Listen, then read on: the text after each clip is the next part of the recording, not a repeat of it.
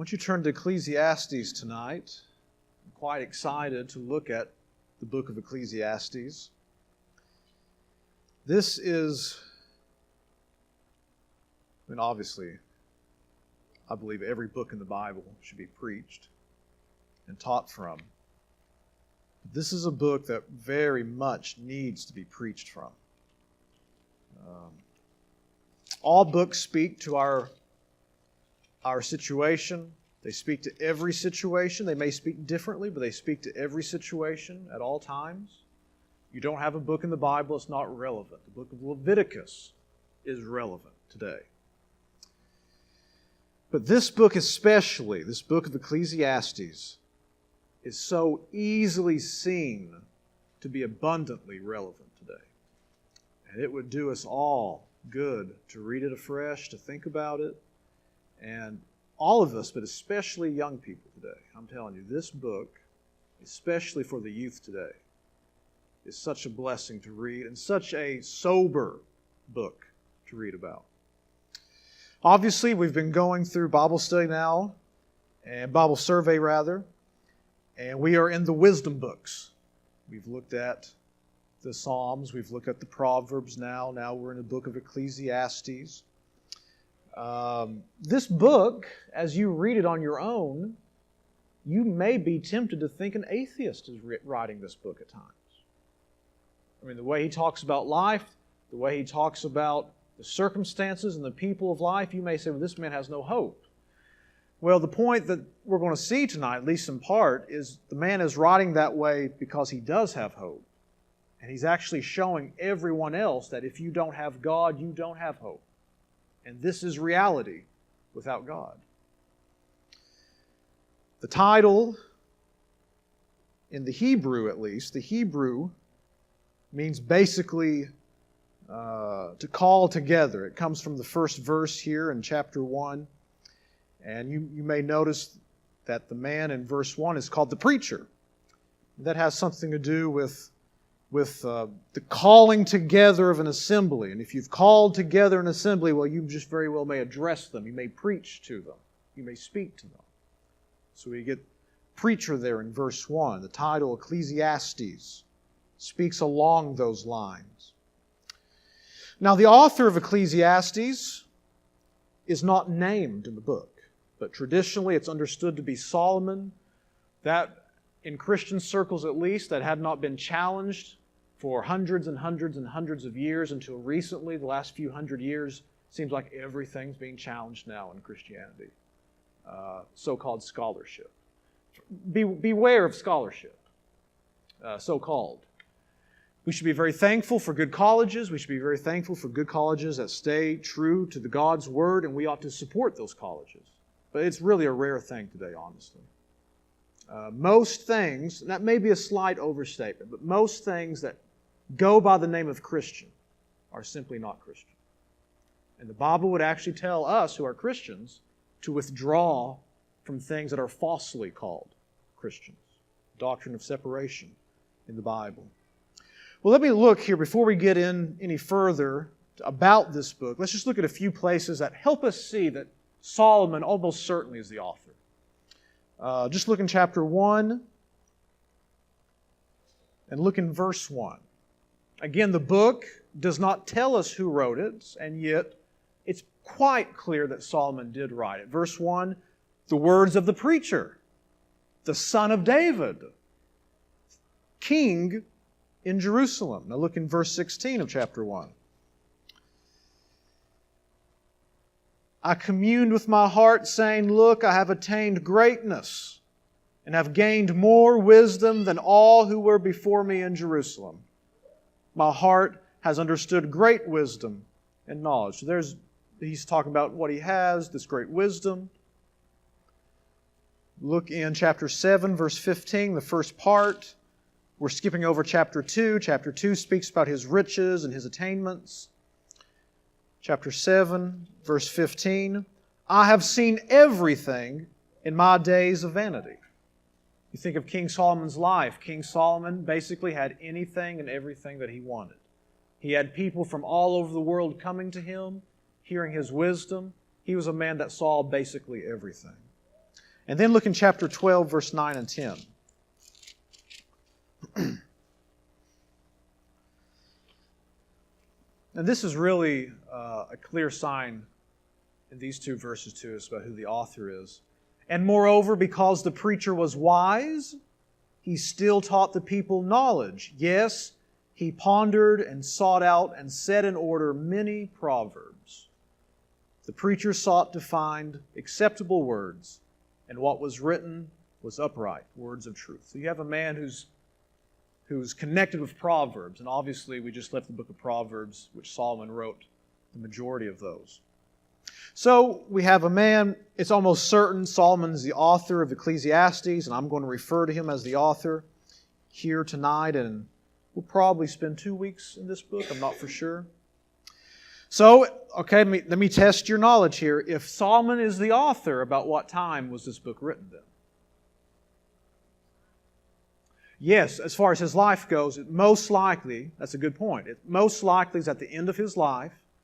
And hopefully what happened is, of course, we remember Solomon, he loved God, and then he sinned greatly, he fell away from God. Hopefully Ecclesiastes is a testimony of Solomon in his old age returning back to God. Because we're going to see in this book that Solomon, he had tried all these things and he found out that pleasure and all that was just vanity without God. So hopefully this is a testimony of Solomon coming back to repentance and returning back to God. About what years was this written then? If Solomon's the author. Does anybody remember when he was king? Solomon was king from around 970 to 930 BC. So, roughly 1,000 years before Christ came in the flesh is when this book was written. Well, what are some of the themes of this book? Let me just name a number of themes. You have vanity. We're going to talk about what vanity means. You have that in one sense, that is the biggest theme of this book. When you read the book of Ecclesiastes, you see that throughout this whole book, constantly, more so at the beginning, but constantly, he's talking about vanity, vanity, vanity. And there's a reason for that. To some degree, that's the theme of the book. It's vanity, vanity. Life without God is empty. That goes with vanity. It's a wisdom book. Obviously, it talks about wisdom. It talks about that simply that we cannot figure everything out. Now, we don't like that. We're modern people, aren't we? We have Google. But the Bible says simply we're not going to figure everything out. And the book of Ecclesiastes makes that clear. Like others have pointed out, Ecclesiastes really highlights for us what it's like to live in a fallen world. It's messy to live in a fallen world. It's messy to live in a sinful world. And we see in the book of Ecclesiastes some of the outgrowth of what it is to live in a world that's cursed with sin. You see in this book that we are made to enjoy the things that God gave us. And aren't you glad that's in the Bible? The Bible actually wants us to enjoy life. And this book, probably more so than any other book in the Bible, has that before us, that God wants us to enjoy the things that God has given us. This book talks about that in different places. It talks directly to the youth in this book. It's very important what it has to say about youth. And it talks about fearing and obeying God. And like I said, this book deals with vanity throughout the whole book. It deals with vanity, but more so at the beginning. And if I could sum up what this book teaches, I would do it this way. And I'm going to put it in the negative and the positive. In the negative, the point of this book is life without God is pointless. Life without God is a waste of time. Without God. It doesn't matter. You can do whatever you want in life. You can be successful. You can be on the cover of a magazine. Maybe a local one. Maybe a national one. And the point is of this book that if you don't have God, your whole life is pointless. Or you can put it positively. Life is only worth living if you know God. And I'm telling you, I think more and more we need to realize that we have a powerful message here in this Old Testament book written about 3,000 years ago.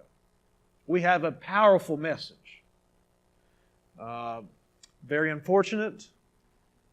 Our family has suffered with this. It was so sad. But suicides. People need hope.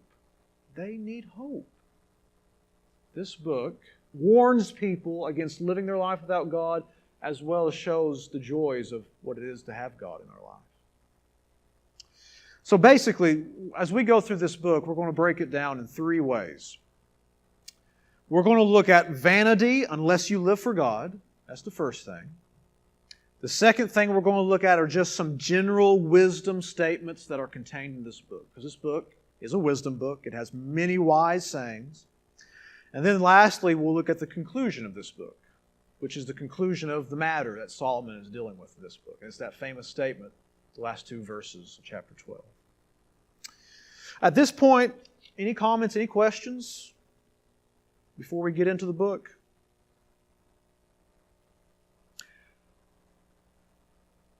Has anybody read this book this year? Maybe in your own reading, you just happen to have gone through this. Anybody? See one? That's good. Did anybody read this book last year? I'll pretend all of us said yes to that. Because we all need to be reading the Bible every year. No. Well, let's look at this first thing. The big theme, or at least one of the big themes, is life is meaningless unless you have God. Let's just start in chapter 1, verse 1. And as always, questions and answers are welcomed here. If I'm just going on, you want to say something, either say it or raise your hand. Let's start here in chapter 1, verse 1. The words of the preacher, the son of David, king in Jerusalem. Now listen to verse 2. Vanity of vanities, says the preacher. Vanity of vanities. All is vanity. Now, what does that word vanity mean? Does anybody have a translation tonight that says something other than vanity? Okay. The word vanity basically means a vapor. You might see somebody smoking, and you see that little bit of smoke there. It's like a vapor, and then it disappears, and it's gone. The word vanity basically means a vapor. It's something that's fleeting. It happens just for a moment, and then it's gone. You can look at it that way. Also, when you're reading here about vanities of vanities, think of the word meaningless. Think of the word pointless. It's pointless. What the preacher is saying here, what Solomon is saying is, let's just change the words in the translation I'm reading.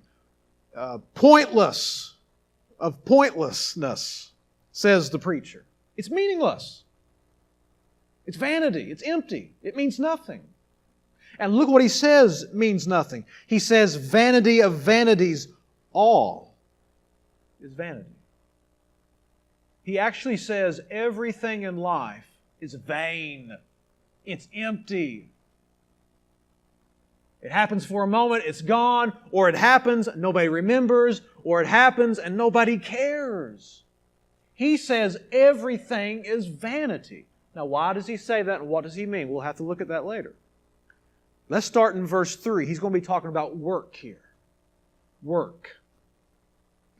What profit has a man from all his labor? Now, you think about some of your lives. Think about how much labor some of you have performed in your life.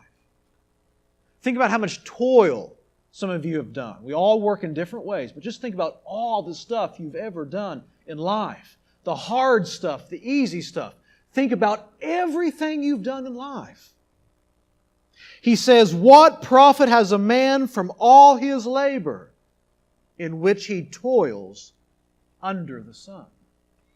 Let's see what he has to say. It goes down all the way to verse 11, verse 4. One generation passes away, and another generation comes, but the earth abides forever. Solomon says you have one generation, they rise up, they're born, they live, and then they die. Then another generation comes, and they die, another generation, but the earth stays the same. He says everybody's been working, everybody's been toiling. Everybody's been working and sweating and doing all of that. And he says one generation's born and they die. The next generation, they die, and so forth and so on. He says it's been going on like this forever. One person compared this to a treadmill. The treadmill just keeps coming. The sun also rises and the sun goes down and hastens to the place where it arose. The sun comes up, the sun goes down. The sun comes up. You can work all you want, you can't change any of this. The same thing happens over and over. You're born, you live, you die. You're born, you live, you die. The wind goes toward the south and turns around to the north. The wind whirls about continually and comes again on its circuit. The wind stays the same. Oh, it goes, it blows, it moves. But basically, it's just going to come back and do the same thing again, he says. All the rivers run to the sea, yet the sea is not full. To the place from which the rivers come, there they return again. You have these rivers, they're coming down. Sometimes it floods, sometimes it's drier. The rivers are coming down, but somehow it just comes back. The same thing happens over and over in life, Solomon is saying. Now we need to listen to this. This is the wisest man, besides Christ Himself, to ever live on earth, is Solomon. Verse 8. All things are full of labor. Man cannot express it. The eye is not satisfied with seeing, nor the ear filled with hearing. We want more, don't we? Life doesn't satisfy us. And when I say us, I'm just saying that rhetorically. I'm just speaking generally about people. Life doesn't satisfy us. How much money do you need? I just need a little bit more. How much do you, just one more. I forget who it was. One famous tycoon, I think they asked him, how much money do you need? I just need one more. I just need one more dollar. Just one more. And he lived his life that way. Most likely. That which has been is what will be. That which is done is what will be done. And there is nothing new under the sun. Oh, new clothes come out, new vehicles come out, that's true, but travel's the same. Clothing's the same. In that sense, nothing's new.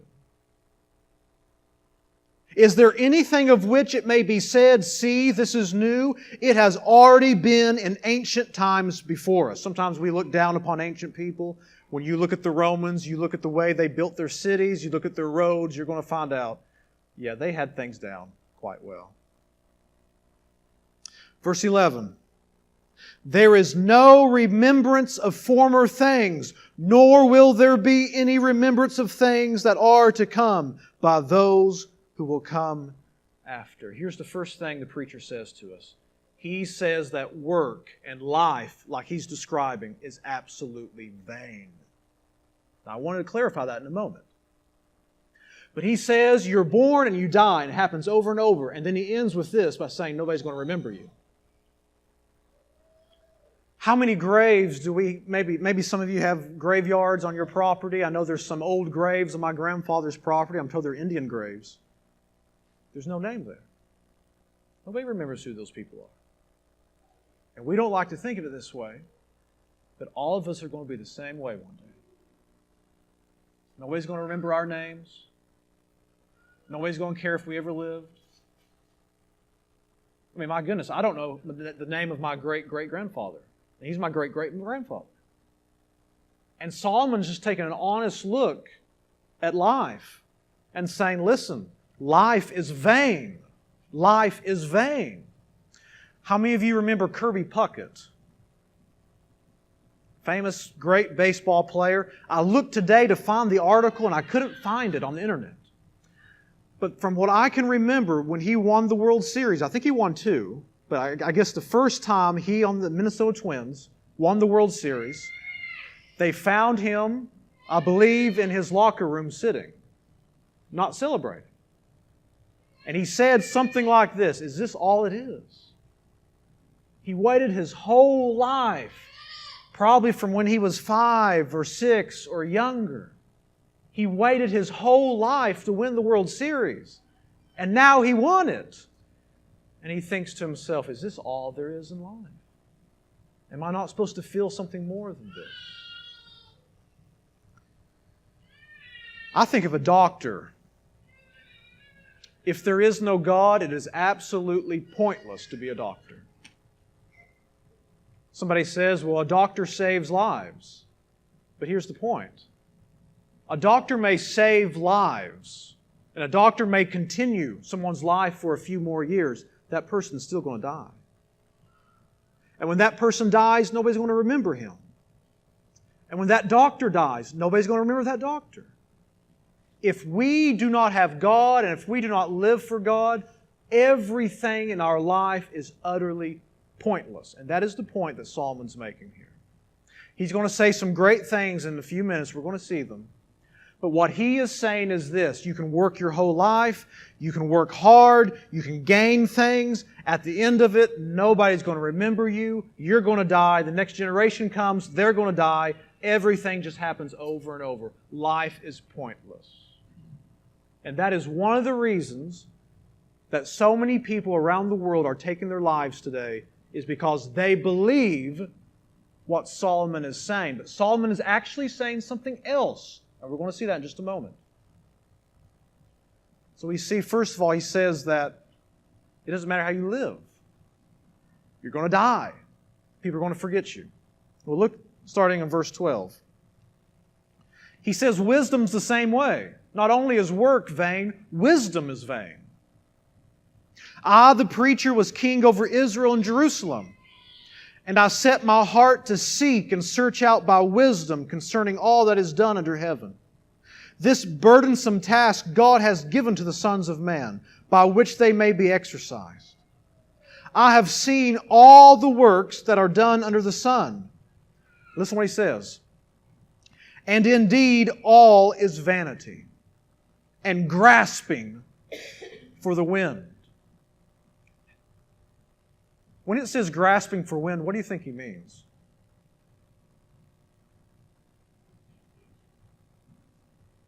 He's talking about, if we live this way, it's just like us sticking our hand out trying to grab air. It's the most foolish, vain thing we ever do in our life. And what he says here, and getting ready to say, is wisdom is just the same way. Now, this is a book on wisdom, so why is he saying this? Well, look what he has to say. What is crooked cannot be made straight, and what is lacking cannot be numbered. I communed with my heart, saying, look, I have attained greatness, and have gained more wisdom than all who were before me in Jerusalem. My heart has understood great wisdom and knowledge. And I set my heart to know wisdom, and to know madness and folly. I perceive that this also is grasping for the wind. He's trying to know all these things. He says it's foolish, though. For in much wisdom is much grief, and he who increases knowledge increases sorrow. He says becoming very wise, if it's simply done without God, is nothing more than folly. It's foolish. I'm telling you, people need to hear this message today. There's plenty of people out here today, they're living their life, they're going to the lake every weekend, they're not going to church services, they're living their life up, they're going out to the beach, they're forgetting about God, etc., etc., etc. Everything they do in life apart from God is useless and worthless. Riches profit not in the day of wrath, but righteousness delivers.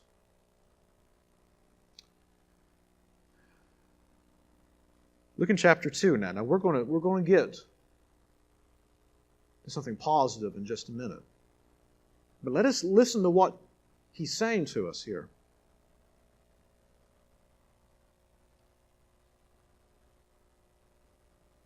Let's start down in verse 2. He's talking about pleasure, he's having fun, he's enjoying life. I said of laughter, madness, and of myrrh, what does it accomplish? I searched in my heart how to gratify my flesh with wine, while guiding my heart with wisdom, and how to lay hold on folly, till I might see what was good for the sons of men to do under heaven all the days of their lives. I made my works great. I built myself houses and planted myself vineyards. I made myself gardens and orchards, and I planted all kinds of fruit trees in them. I made myself water pools from which to water the growing trees of the grove. I acquired male and female servants and had servants born in my house. Yes, I had greater possessions of herds and flocks than all who were in Jerusalem before me. He was rich. He had everything he wanted. I also gathered for myself silver and gold and the special treasures of kings and of provinces. I acquired male and female singers, the delights of the sons of men, and musical instruments of all kinds.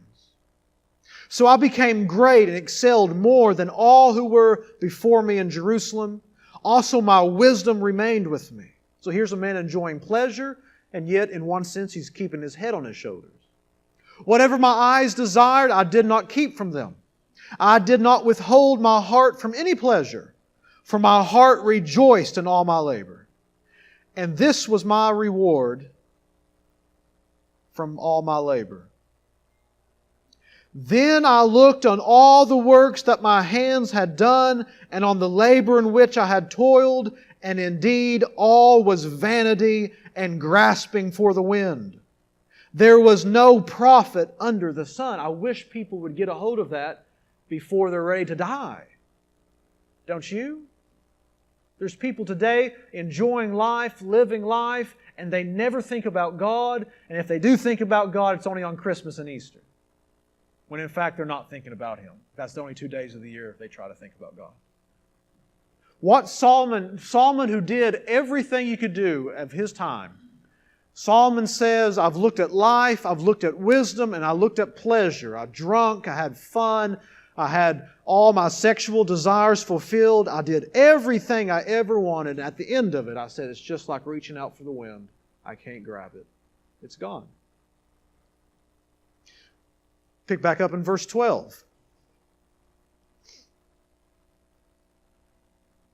Then I turned myself to consider wisdom and madness and folly. For what can the man do who succeeds the king? Only what he has already done. Then I saw that wisdom excels folly as light excels darkness. So he said, I saw that wisdom's better than foolishness. But look what he says next. 14. The wise man's eyes are in his head, but the fool walks in darkness, yet I myself perceived that the same event happens to them all. And he'll go on. What will he say? He'll say, the foolish and the wise all die. They're all put in the grave. So why is it any better to be wise than foolish? You're all going to die, Solomon says. Look in verse 18. Of chapter 2. Then I hated all my labor in which I had toiled under the sun, because I must leave it to the man who will come after me. Now listen to verse 19. And who knows whether he will be wise or a fool, yet he will rule over all my labor in which I toiled, and in which I have shown myself wise under the sun. This also is vanity. He says, yeah, I've acquired all this wealth throughout my life. I've got land, I've got houses, I've got money, but who knows if the person after me who's going to inherit all this is going to be foolish or wise. He just said it's all vain. You save up for your whole life, you leave it to your children or grandchildren, and they spend it in a week. They don't care. I mean, Solomon says it's foolishness. It's vanity. Well, let's pause here. What do you think about what Solomon's saying so far?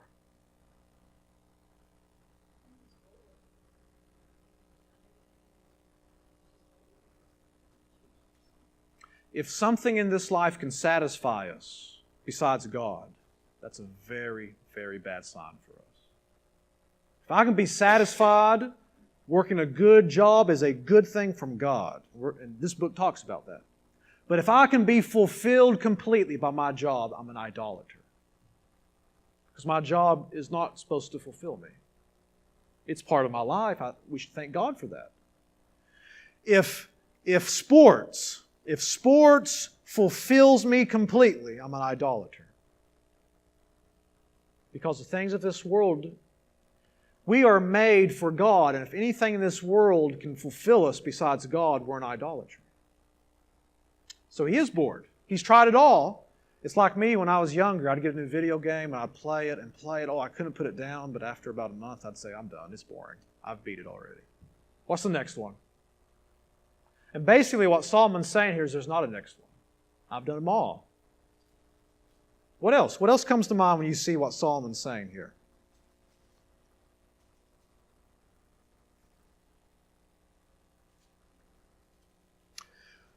Well, is this the final word that Solomon says?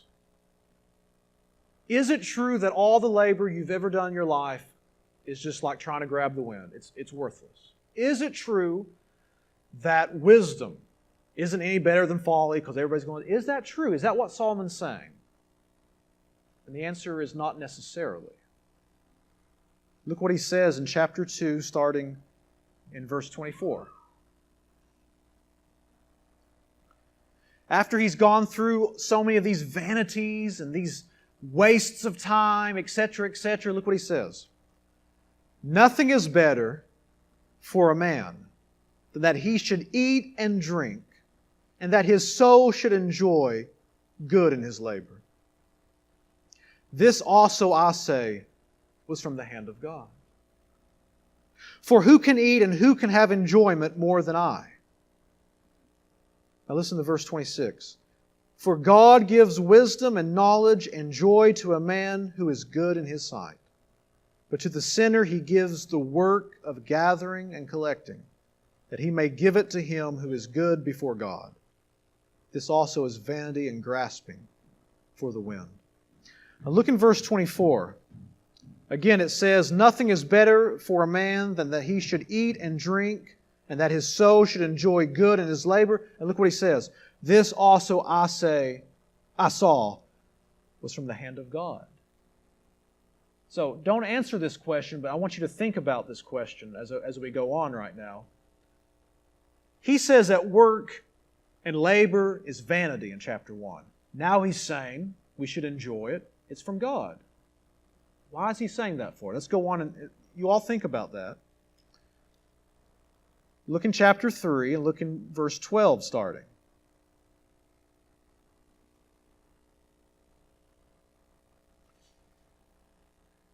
I know that nothing is better for them than to rejoice and to do good in their lives. And also that every man should eat and drink and enjoy the good of all his labor. It is the gift of God, Solomon says. Look in verse 22. So I perceive that nothing is better than that a man should rejoice in his own works, for that is his heritage. For who can bring him to see what will happen after him? Now, let's put this together now. Solomon has been talking over and over and over about vanity, your work, your wisdom, your pleasure. It's all vain. Not everything, you're born, you die. You're born, you die. It just keeps on going. It's a waste of time, that life is. It's a waste of time. Now he's saying it's good to enjoy life. It's good to enjoy God's gifts to you. It's good to enjoy these things. God has given that to you. What is he trying to teach us about life here tonight?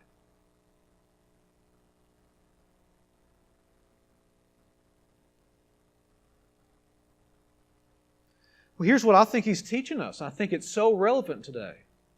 Solomon is saying that if we live for this life and make an idol of this life, we are wasting our life. We're going to be miserable. If we are awake to reality at all, we are going to be miserable on our deathbed because we know we're getting ready to die and face God. Life is going to be a waste. Life is pointless. However, if all these years you've worked hard, your relationship has been with God and you love God, your life is not an idol, you haven't made wisdom or pleasure an idol, you love God, these are all gifts that God gives you. If you've had a good job for a number of years, that's a gift that God wants you to enjoy. It's not pointless. Listen to me as I read 1 Corinthians 15. Listen to what Paul says.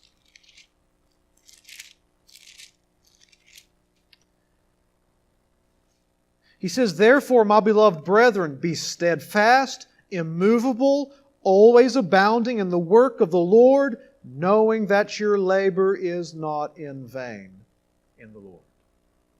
If you've been living your life for God, your life is not in vain. God's going to reward you. If you have lived your life for God, your life has meant something. If you've just lived your life just for pleasure or just for wisdom or just for work, well, your life is a waste. And my life is a waste. But if we have been Christians and we love God, we love other people, we can enjoy our work, we can enjoy the good pleasures of life. We can enjoy these things because they're gifts from God. That's the point he's making. It's like a teacher of mine once put it, and I think he was borrowing from somebody else. We can enjoy these things in God. Life has a meaning in God.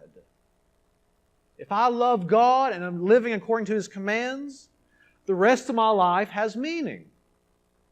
But if I'm living for my own pleasure, I'm wasting my life. Wasting it. And there are multitudes of people wasting their lives.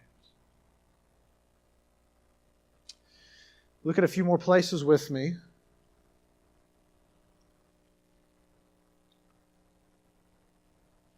Look in chapter 5.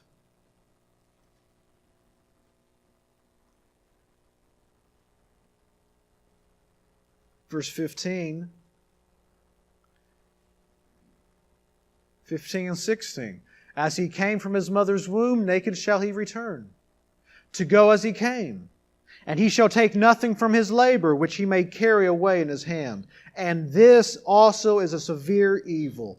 Just exactly as he came, so shall he go.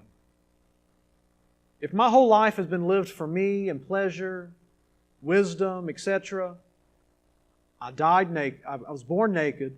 I'm going to die. I'm not going to take anything with me. I'm going back to the dust. My life is pointless. But if I've lived for God, my life has meaning. And he highlights this. Look, starting in chapter 5, verse 18. Here is what I have seen. It is good and fitting for one to eat. He said it's good to eat and drink, and to enjoy the good of all his labor in which he toils under the sun all the days of his life, which God gives him. For it is his heritage. It's good to enjoy life, Solomon says. It's a good thing. As for every man to whom God has given riches and wealth, and given him power to eat of it, to receive his heritage, and rejoice in his labor, this is the gift of God. God doesn't want us to go around with frowns on our faces all day and never enjoy the things He's given us. That's not God's plan for our lives. For he will not dwell unduly on the days of his life, because God keeps him busy with the joy of his heart. So what is Solomon saying to us? He is saying, don't waste our lives. If you live simply for this life, and you work just for this life, and if you live just for money, and if you live just for wisdom, and if you live just for prestige, and if you live your life just for pleasure, and if you live your life even to help other people, but you don't have God, you're wasting your life, Solomon says. It's vanity. It's vanity. But if you are a Christian and you love God and you love Him supremely and all these other things that God has given, you may work very hard. Thank God for that. That's a good thing. You may work very hard, but you do it for God and in God. Solomon says to enjoy the things that you have. Life does have meaning if you do it in the right way, is what Solomon's saying here. Well, you got any comments? Comments or questions tonight? What do you think about what Solomon is saying?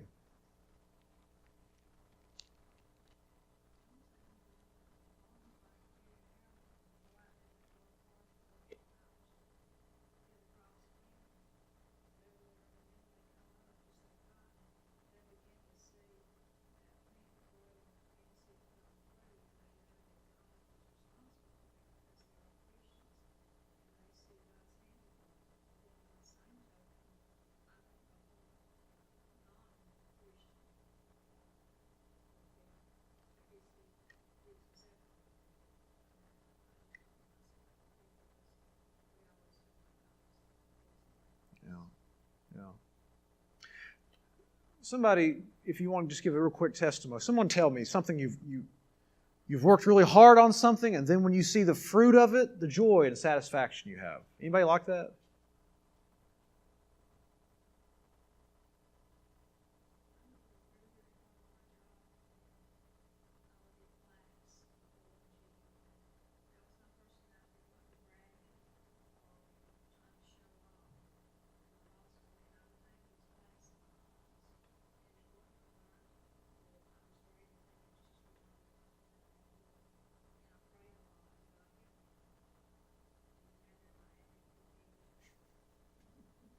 You had satisfaction, though.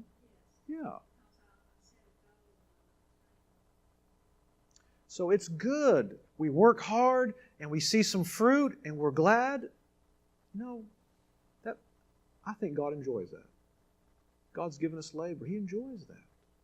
He enjoys the farmer, the mother, working hard, seeing the fruit of her or his labors. God enjoys that. God has given that to us.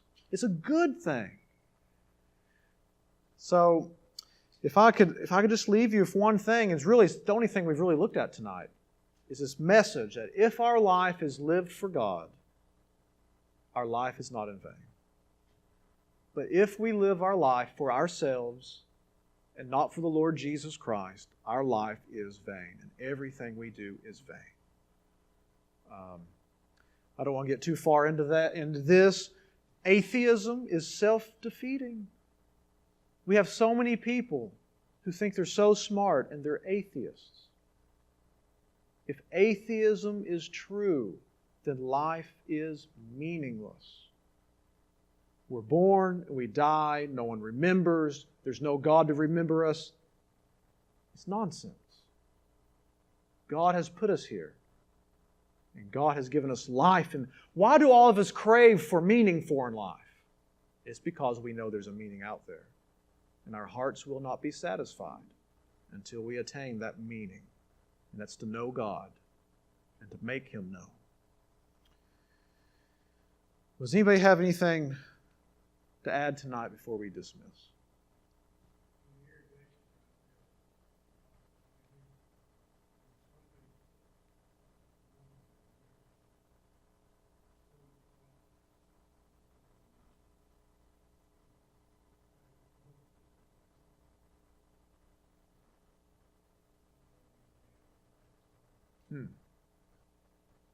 Why did they think that was wrong for? Oh, I see.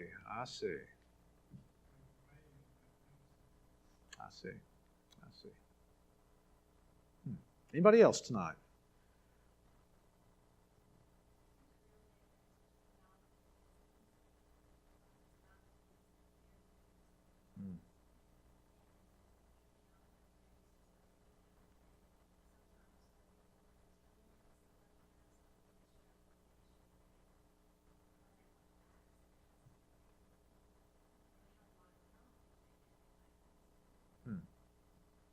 There is a big difference between those two words, yes.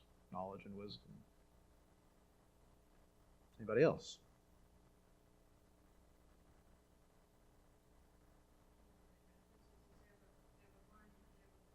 Yes, that's right.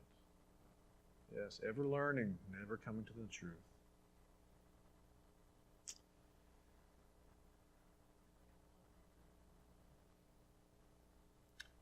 Well, it's good to see you all.